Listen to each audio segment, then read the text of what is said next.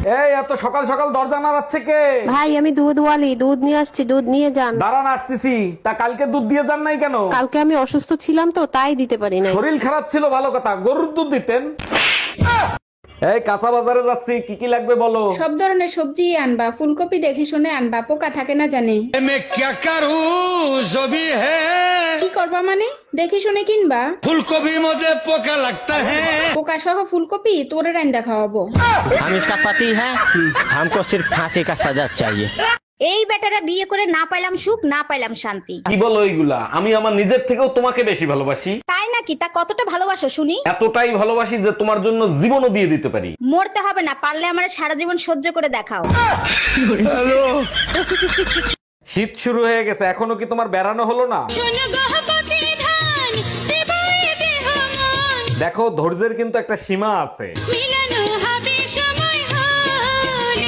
শীত চলে গেলে তোর যৌবন দিয়ে কি আমি পানি খাবো?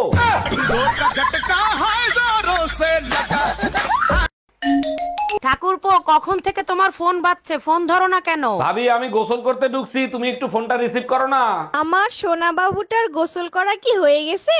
না, মাত্র গোসল করতে ঢোকছে, তুই আয়া সাবান লাগাই দে।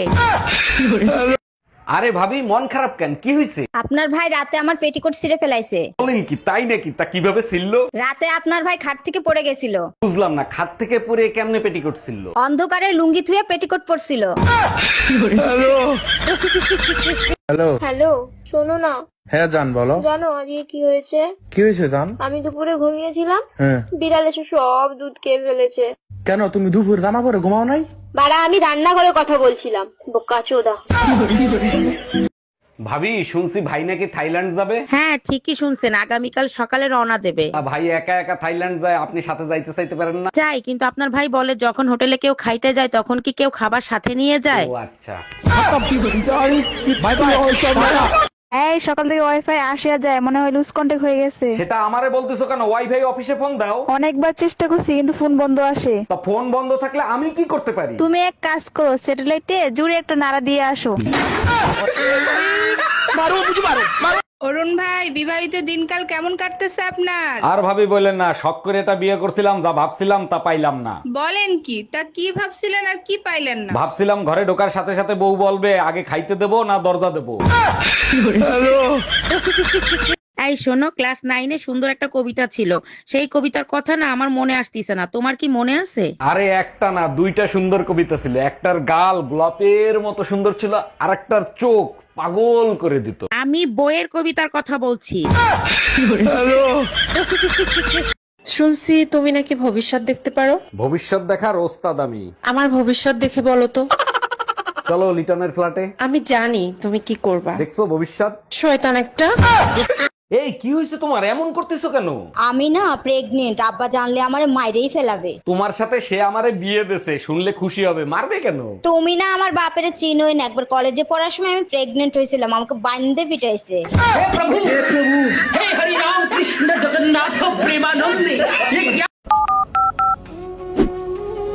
হ্যালো, তুমি আমার ভুলা যাও, বাইরে থেকে আমার বিয়ে ঠিক করছি। ও আমি জানি তো তুমি আমার ধোকা দিবে, এদিকে আমি আরো 1 বছর আগে বিয়ে করে ফেলেছি।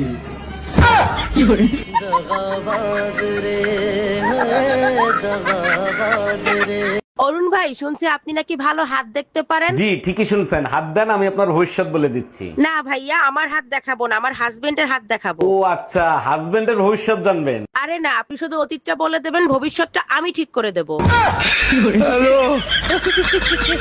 শালি কামডা করলো কি, একবারে গুড়া দিয়ে কেটে ফেলাইছে। এইবার যদি শিক্ষা হয় তোমাদের, আর যাবা ফাউ খাইতে? ডাক্তার এখন অনেক আধুনিক হয়ে গেছে, জোড়া দিলে 3 মাসের ভিতর ঠিক হয়ে যাবে। জোড়া দিলে ঠিক হইতে পারে, কিন্তু আগের মতো আর কথা বলবে না।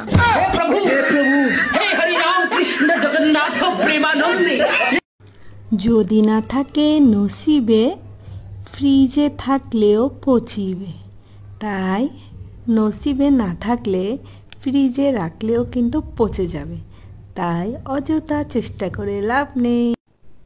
বারবার বলছে এই ব্রাশ আনবা না, এই ব্রাশ দিয়ে দাঁত পরিষ্কার হয় না, কথা কি তোমার কানে যায় না তোমার? সারাদিন শুধু সেনসেন করো। এই ব্রাশ দিয়ে যদি কোমর পরিষ্কার হয়, তোমার দাঁত কেন পরিষ্কার হবে না? কি করছো তুমি? কি বললা? কমোড পরিষ্কার? কমোড পরিষ্কার করছি।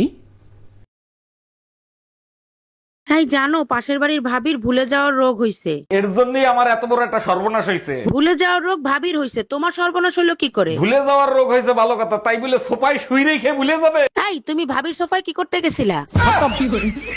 Bye bye, tata. তুমি শত কিন্তু শত। হ্যাঁ, এখন তো আমাকে আর ভালো লাগবে না। এখন যে আমাকে পান্তা ভাত মনে হয় আর অন্য বাড়ির বউকে বিরিয়ানি মনে হয়। একটা কথা মাথায় রাখবা, তুমি যেরকম আমাকে পান্তা ভাত মনে করো, অন্য বাড়ির বউকে বিরিয়ানি মনে করো, ঠিক তেমনি অন্য ভাইয়েরাও আমাকে বিরিয়ানি মনে করে।